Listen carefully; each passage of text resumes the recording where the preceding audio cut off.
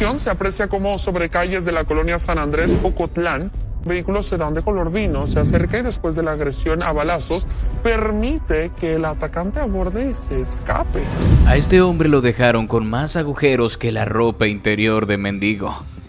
Ok, sabemos que a las bandas criminales no les gusta mucho la traición, pero ya lo que le hicieron al pobre Castor es que ni con una lupa se le puede distinguir de tanto agujero que le dejaron. Pero ¿cómo se filtraron estas imágenes? ¿De verdad quedó tan feo? Quédate hasta el final del video y descúbrelo. Los días previos al asesinato de Castor estuvieron marcados por una sensación de tensión que él mismo no podía ignorar. Aunque había pasado años operando en las sombras, ocultándose de las autoridades y de sus propios enemigos dentro del narcotráfico, sentía que algo estaba cambiando. No era solo paranoia, había señales sutiles que indicaban que su tiempo se estaba agotando. Los movimientos en el cártel eran inusuales, algunas llamadas quedaban sin respuesta, ciertos contactos que antes eran confiables de repente se volvían distantes. Castor, con su inteligencia aguda y su capacidad para leer entre líneas, entendía que nada en su mundo ocurría por casualidad. Si alguien estaba evitando hablar con él, si algunos de sus aliados parecían incómodos en su presencia, significaba que había conversaciones que se estaban llevando a cabo en las que él no era bienvenido. Durante años había sabido mantenerse al margen de los conflictos internos del cártel. Su trabajo era el dinero, y el dinero no tenía enemigos. Mientras el flujo de efectivo siguiera moviéndose sin interrupciones, a nadie le importaba quién lo manejara. Pero en los últimos meses la presión externa había crecido. Las agencias de seguridad de Estados Unidos habían comenzado a rastrear los movimientos financieros de los chapitos con una intensidad nunca antes vista. La inclusión de su nombre en la lista de los más buscados, acompañada por la recompensa de $1 millón por información sobre su paradero, había cambiado el equilibrio de poder dentro de la organización. Ahora no solo era un activo valioso, sino también un riesgo potencial. Castor sabía que su mayor ventaja siempre había sido su anonimato. No era una figura pública dentro del cártel, no aparecía en fotografías ni en reuniones de alto perfil, pero la situación había cambiado. Su nombre estaba en las noticias, sus movimientos estaban siendo observados, y el cártel no podía permitirse ese tipo de exposición. En los días previos a su asesinato, comenzó a notar que lo estaban siguiendo. No eran movimientos obvios, pero él conocía demasiado bien los patrones de vigilancia como para ignorar las señales. Autos que antes no estaban en su ruta habitual, rostros desconocidos en lugares donde solía sentirse seguro. Intentó restarles importancia al principio, convenciéndose de que su mente estaba jugando con él, pero la sensación no desaparecía. Intentó tomar precauciones adicionales, cambió de residencia más veces de lo habitual, redujo su círculo de contactos y comenzó a comunicarse con aún más cautela. Pero lo que realmente lo inquietaba no era la posibilidad de que las autoridades lo encontraran, sino la incertidumbre de quién dentro del cártel podía estar planeando su caída. Sabía que en el momento en que la confianza comenzara a desmoronarse, su destino estaría sellado. Para alguien que había manejado los secretos financieros de la organización, la lealtad no duraba para siempre. Siempre existía el temor de que alguien más joven, más ambicioso o simplemente más despiadado quisiera tomar su lugar. Y en el mundo del narcotráfico, la manera más fácil de ascender era eliminando a aquellos que representaban un obstáculo. Los últimos días fueron particularmente silenciosos. Castor notó que las conversaciones con algunos de sus contactos más cercanos se volvieron frías, mecánicas, como si estuvieran evitando darle demasiada información. Se dio cuenta de que los encuentros con ciertos miembros de la organización, que antes eran frecuentes, ahora se reducían a mensajes cortos y evasivos. Algo estaba pasando. Se enfrentaba a una disyuntiva. Debía tomar la iniciativa y desaparecer antes de que lo atraparan, o quedarse e intentar entender qué estaba ocurriendo realmente. Sabía que huir no sería tan fácil como antes. Ya no era un operador desconocido, ahora su rostro estaba en todas partes. Pero quedarse significaba jugar una partida en la que no tenía todas las piezas. En un intento de entender mejor su situación, trató de buscar respuestas en los pocos contactos en los que aún confiaba. Preguntó de manera indirecta, tratando de leer entre líneas, pero las respuestas que recibió solo confirmaron sus sospechas. Nadie le decía directamente que estaba en peligro, pero la falta de información hablaba por sí sola. Los Chapitos no eran un grupo que dudara en deshacerse de aquellos que representaban un problema, y Castor no estaba seguro de si había cruzado esa línea sin darse cuenta. Pensó en las últimas transacciones que había manejado, en los movimientos de dinero que podrían haber levantado sospechas. Tal vez alguien dentro del cártel pensaba que estaba jugando por su cuenta, desviando dinero o acumulando poder de manera peligrosa. No era el caso, pero en ese mundo la percepción importaba más que la verdad. Con cada hora que pasaba, la ansiedad crecía. Su instinto le decía que debía moverse, pero el problema era hacia dónde. Podía intentar huir a otro país, pero eso significaba romper todos los lazos con la organización y volverse un fugitivo sin protección. Podía intentar negociar con los Chapitos, convencerlos de que aún era valioso, pero sabía que una vez que se había sembrado la duda sobre su lealtad, no había vuelta atrás. Podía tratar de reforzar su posición dentro de la organización, mostrar que aún tenía el control del dinero y que eliminarlo sería un error, pero en este momento no sabía si tenía suficiente tiempo. En los últimos días se volvió más reservado. Se quedaba en su refugio en Calimaya, revisando cada movimiento que había hecho en los meses anteriores, buscando señales de qué pudo haber salido mal. Cada noche dormía menos. Cada sonido fuera de lo común lo hacía levantarse de la cama con la pistola en la mano. La paranoia se convirtió en su compañera constante. Se preguntaba si era cuestión de días, de horas, si la persona que llamaría a su puerta sería un mensajero del cártel o un sicario con órdenes de eliminarlo. La última noche antes de su asesinato, Castor se permitió un momento de reflexión. Se sentó en la oscuridad, con una botella de whisky a medio terminar sobre la mesa, repasando mentalmente cada paso que lo había llevado hasta ese punto. Sabía que su destino estaba prácticamente sellado, pero aún tenía la esperanza de que había una manera de evitarlo. En un mundo donde la confianza es volátil y la traición es la norma, se preguntó si había cometido el error de confiar en las personas equivocadas o si simplemente había llegado su turno. Esa noche recibió una llamada, una voz que reconoció al instante, pero que no había escuchado en mucho tiempo. Fue breve, casi casual. «Mañana tenemos que hablar», le dijeron. Fue suficiente para que supiera lo que significaba. Cuando un hombre como él recibe una invitación así, nunca es una conversación amistosa. Se quedó mirando el teléfono después de colgar, tratando de decidir qué hacer. ¿Iría a la reunión y enfrentaría lo que fuera que lo esperaba? ¿Intentaría escapar antes de que fuera demasiado tarde? No tomó una decisión de inmediato, tal vez porque, en el fondo, ya sabía que no había salida. Esa madrugada apenas durmió. Su mente repasaba cada posible escenario, cada manera en que la situación podía desarrollarse. Al amanecer se levantó, se vistió con calma y salió al exterior, observando el mundo a su alrededor como si lo estuviera viendo por última vez. Miró el cielo, las calles tranquilas de Calimaya, los pocos autos que pasaban en esa hora. Sabía que en algún lugar alguien ya estaba en camino, y cuando finalmente vio a un hombre con una sudadera acercarse, supo que ese era el final. No hubo palabras, no hubo advertencias, solo el sonido de los disparos y el eco de su cuerpo cayendo al suelo. En ese instante, todas las preguntas que se había hecho en los días previos dejaron de importar. No importaba quién había dado la orden, quién había traicionado su confianza, quién había decidido que era su momento de morir. Lo único que importaba era que ya no había marcha atrás. Días posteriores circulaba en foros clandestinos, en grupos de mensajería encriptada, en los rincones más oscuros de la red, donde la violencia se convierte en moneda de cambio. Pero una vez que alguien lo filtró a las redes sociales convencionales, la verdad dejó de ser un misterio. Castor, el hombre que había movido millones en la sombra, que había construido una red de lavado de dinero impenetrable, fue capturado en el último momento de su vida, con la misma precisión con la que alguna vez ocultó su rastro. Nadie sabía quién tenía el video originalmente. La especulación fue inmediata. Algunos decían que había sido grabado por los propios sicarios, como un mensaje para cualquiera que intentara seguir los pasos de Castor. Otros aseguraban que la filtración vino de la policía, de alguien dentro de la fiscalía que quiso ganar notoriedad o, quizás, dinero por la exclusiva. También estaban los que creían que el dinero había sido parte de una negociación fallida, que alguien intentó usarlo como seguro de vida y terminó muerto cuando ya no era necesario.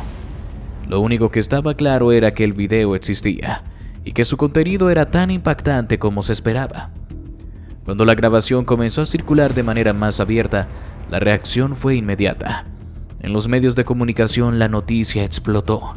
Hasta entonces la muerte de Castor había sido un evento comentado en ciertos círculos, algo que solo importaba realmente a aquellos que entendían la profundidad de su papel en el narcotráfico. Pero ver el video, ver la manera exacta en que murió, lo cambió todo. Las imágenes lo convirtieron en algo más que un hombre en una lista de objetivos caídos. Lo transformaron en una historia, en un símbolo de la brutalidad de la guerra del narco. El video no era largo, apenas unos segundos, pero suficientes para capturar con precisión al instante en que la vida de Castor se apagó. La cámara temblorosa pero enfocada mostraba una calle oscura en Calimaya. La imagen no tenía la mejor calidad, pero la escena era inconfundible. Castor estaba afuera de su refugio, vestido con la misma chaqueta que llevaba en las fotos de su cadáver publicadas días antes. Parecía nervioso, como si estuviera esperando a alguien, mirando a ambos lados de la calle, como un hombre que ya sabe que su destino está decidido, pero que no quiere aceptarlo del todo. El asesino entró en cuadro sin prisa, sin mostrar nerviosismo. Vestía una sudadera negra con la capucha puesta, y aunque su rostro no era completamente visible, sus movimientos eran los de alguien que había hecho esto antes. No hubo intercambio de palabras, no hubo gestos previos, solo se vio el momento exacto en que sacó un arma corta, la levantó y disparó 3 veces. Castor cayó de inmediato. No hubo tiempo para reacciones ni para intentos de huida. El sicario se quedó unos segundos más asegurándose de que el trabajo estaba hecho, antes de dar media vuelta y desaparecer en la oscuridad, con la misma calma con la que había llegado. El video terminaba abruptamente. No mostraba más. No mostraba quién grababa ni lo que sucedió después. Era solo el asesinato, sin ediciones, sin efectos, sin música de fondo. Era real, crudo y directo, y eso fue lo que lo hizo aún más aterrador. La frialdad de la ejecución, la precisión de los disparos, la rapidez con la que todo terminó, no fue un acto impulsivo ni un crimen caótico, fue un mensaje. Las reacciones al video fueron inmediatas. Dentro del mundo del narcotráfico, la filtración causó conmoción. Para algunos era la confirmación de que Castor había sido traicionado desde dentro. Para otros era una advertencia de que nadie, sin importar cuán importante o protegido estuviera, era intocable. En los foros donde se discuten estos temas, se comenzaron a analizar cada uno de los detalles del video. El ángulo desde el que fue grabado, la posible identidad del sicario, la razón por la que Castor estaba tan expuesto en ese momento. Todo apuntaba a que su ejecución había sido orquestada con precisión, con información interna, con el tipo de planificación que solo alguien muy cercano a él podría haber facilitado. Las teorías sobre la filtración del video también se multiplicaron. Algunos creían que había sido un acto deliberado del cártel para reforzar su control, para demostrar que nadie estaba por encima de la organización. Otros aseguraban que fue una filtración accidental, que alguien dentro del círculo de Castor grabó el asesinato y por una razón desconocida decidió publicarlo. También existía la posibilidad de que las autoridades lo tuvieran y que la filtración fuera parte de una estrategia para presionar a los involucrados en la muerte de Castor. Fuera cual fuera la verdad, el impacto ya era irreversible. El video no solo afectó a los que conocieron a Castor en el mundo criminal, sino que también tuvo un efecto en la sociedad en general. Para muchos fue otro recordatorio de la brutalidad con la que operaban los carteles en México. La muerte de Castor, aunque no era la primera ni la última ejecución grabada en video, resonó de manera diferente porque él no era un sicario, no era un jefe de plaza, no era un pistolero envuelto en guerras territoriales, era un contador, un cerebro financiero, un hombre que trabajaba desde las sombras. Y aún así lo encontraron, lo expusieron y lo mataron como a cualquier otro. Las autoridades por su parte no tardaron en reaccionar. La fiscalía anunció que investigaría la filtración del video, aunque pocos creían que realmente se llegaría a algo. La policía aseguró que estaba rastreando a los responsables del asesinato, pero la realidad es que en estos casos la impunidad es casi una certeza. El caso de Castor, a pesar de su importancia dentro del narcotráfico, corría el riesgo de convertirse en una más de las miles de ejecuciones sin resolver. Sin embargo, la existencia del video aseguraba que su muerte no sería olvidada tan fácilmente. Con el paso de los días, el video comenzó a desaparecer de algunas plataformas. Se eliminaban publicaciones, se bloqueaban cuentas que lo compartían, pero era demasiado tarde. Una vez que algo así se filtra en internet, nunca desaparece por completo. Siempre queda en algún rincón oscuro, listo para ser encontrado por aquellos que buscan entender lo que realmente sucedió. La muerte de Castor quedó inmortalizada en esos pocos segundos de grabación, convirtiéndose en parte del archivo digital de la violencia en México. ¿Y será que esto afectó a los chapitos? ¿Lloraron su muerte o les dio igual? ¿Tú qué crees? La respuesta te puede sorprender. Desde el momento en que corrió la noticia de su muerte, el cártel se sumió en una mezcla de incertidumbre y tensión. En las primeras horas, los altos mandos intentaron controlar la situación, asegurándose de que el flujo de dinero no se detuviera. Pero sabían que sin Castor, la estructura financiera que él había construido se encontraba en peligro. Sus métodos eran intrincados, sus contactos eran personales, y su conocimiento del sistema era irreemplazable. La clave del éxito de los chapitos en los últimos años había sido su capacidad de operar en la sombra, de evitar los errores de los viejos cárteles que dependían demasiado del efectivo y de las rutas convencionales de blanqueo de dinero. Castor había llevado las finanzas del grupo a otro nivel, utilizando criptomonedas, empresas fantasmas y sofisticados esquemas internacionales. Y ahora, de un momento a otro, toda esa estructura estaba en riesgo. La primera reacción dentro del cártel fue la paranoia. Nadie sabía con certeza qué había pasado. ¿Había sido una ejecución ordenada desde dentro o una purga de alguien que sabía demasiado? ¿Había sido una filtración que permitió a un grupo rival acabar con él? ¿O acaso las autoridades habían jugado una mano oculta, facilitando su eliminación para evitar el riesgo de atraparlo con vida? Cada facción dentro de la organización tenía su propia teoría, y con la incertidumbre vino la desconfianza. Si alguien con la inteligencia y el poder de Castor podía caer tan rápido, ¿qué les esperaba a los demás? En los niveles más altos del liderazgo, la muerte de Castor obligó a una reestructuración inmediata.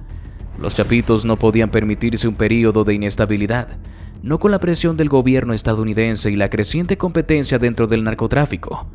En las primeras 48 horas, los operadores financieros más cercanos a Castor fueron llamados a reuniones de emergencia. No había tiempo para lamentaciones ni para buscar culpables. Se necesitaba asegurar que los fondos que aún estaban en circulación no quedaran expuestos, que las cuentas que Castor manejaba no fueran rastreadas y que cualquier vacío en la red financiera fuera llenado antes de que alguien más intentara aprovecharse de la situación. Pero reemplazar a Castor no era una tarea sencilla.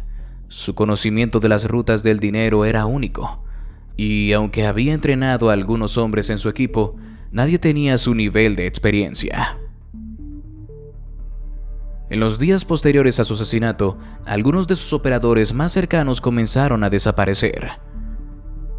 Algunos fueron enviados a otras partes del país, ocultados para evitar que cayeran en manos de las autoridades. Otros, menos afortunados, fueron eliminados por sospechas de traición. En un mundo donde la información es poder, cualquiera que hubiera trabajado de cerca con Castor era considerado un riesgo, y la única manera de garantizar que no hablaran era silenciarlos para siempre. El impacto de su muerte también se sintió en la manera en que el cártel manejaba sus finanzas. Durante los primeros días, las transacciones de alto nivel se redujeron drásticamente. Nadie quería mover grandes cantidades de dinero sin saber si las autoridades estaban siguiendo el rastro de Castor y si su red había sido comprometida.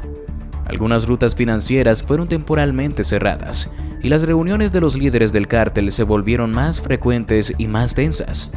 Se discutieron nuevas estrategias para el lavado de dinero, pero todos sabían que, sin el cerebro de Castor, el proceso sería más lento, menos eficiente y, lo más preocupante, más vulnerable. El temor a una investigación internacional también comenzó a crecer dentro del cártel. Castor no solo manejaba dinero dentro de México, sino que tenía conexiones en bancos extranjeros, en redes de criptomonedas y en paraísos fiscales, donde los fondos del narcotráfico se movían con relativa facilidad. Si su muerte había sido facilitada por una filtración, ¿qué más se había filtrado? ¿Qué información había dejado atrás? ¿Tenía archivos, documentos, pruebas que ahora estuvieran en manos de alguien más? La posibilidad de que su asesinato hubiera sido solo la primera fase de un golpe más grande contra la organización llenó de preocupación a los líderes de los Chapitos. Sabían que si Castor había cometido el error de guardar registros, sus problemas apenas estaban comenzando. Los días posteriores a su muerte también trajeron ajustes en la manera en que se tomaban decisiones dentro del cártel. Antes Castor tenía la autoridad para manejar el dinero con un alto nivel de autonomía. Su palabra era suficiente para decidir cómo se distribuían los fondos, cómo se invertían y qué rutas se utilizaban para blanquearlos. Pero con él fuera de la ecuación, los líderes de los Chapitos decidieron asumir un control más directo sobre las operaciones financieras. Se establecieron nuevas cadenas de mando, se redujo el número de personas con acceso a información clave y se implementaron medidas más estrictas para evitar futuras filtraciones. A pesar de estos esfuerzos, la muerte de Castor dejó un vacío que no podía llenarse fácilmente. No solo era el dinero, sino la confianza que él inspiraba dentro de la organización. Durante años había sido el hombre que garantizaba que todo fluyera sin problemas, el que aseguraba que el cártel siguiera operando sin interferencias. Su ausencia dejó una sensación de vulnerabilidad, un recordatorio de que incluso los más protegidos podían caer en cualquier momento. En los días posteriores a su asesinato, la estructura del cártel se sintió tambaleante, como si la desaparición de Castor hubiera abierto una grieta que nadie sabía cómo cerrar. Algunos miembros comenzaron a cuestionarse si era momento de alejarse, de buscar una salida antes de que las cosas empeoraran. Otros, por el contrario, vieron su muerte como una oportunidad, un espacio vacío que debía ser ocupado por alguien con la suficiente ambición para hacerlo. En un mundo donde el poder nunca queda sin dueño por mucho tiempo, la carrera por tomar el lugar de Castor comenzó casi de inmediato. Pero había algo que ninguno de los aspirantes a reemplazarlo podía replicar: la manera en que él había manejado el dinero con un nivel de sofisticación que iba más allá del simple lavado de activos. Castor no solo distribuía fondos, él había creado un sistema, una red de seguridad que mantenía al cártel un paso adelante de las autoridades, y sin él esa red estaba en riesgo de colapsar. En los días posteriores a su asesinato, la pregunta que rondaba en la mente de todos dentro de los Chapitos no era solo quién lo había matado, sino qué significaba su muerte para el futuro del cártel. ¿Era un golpe aislado o el comienzo de algo más grande? ¿Era un castigo interno o una advertencia de que había una fuerza externa trabajando en su contra? Con cada día que pasaba, el misterio en torno a su muerte solo se hacía más profundo, y con él el temor de que el impacto de su desaparición aún no había alcanzado su punto más alto. Y así llegamos al final de este video. Si te gustó, te invito a que nos des tu me gusta para seguir haciendo más videos como este. Además de que no olvides suscribirte y activar la campanita para que no te pierdas ninguno de nuestros nuevos videos. Te deseo un gran día. Hasta la próxima.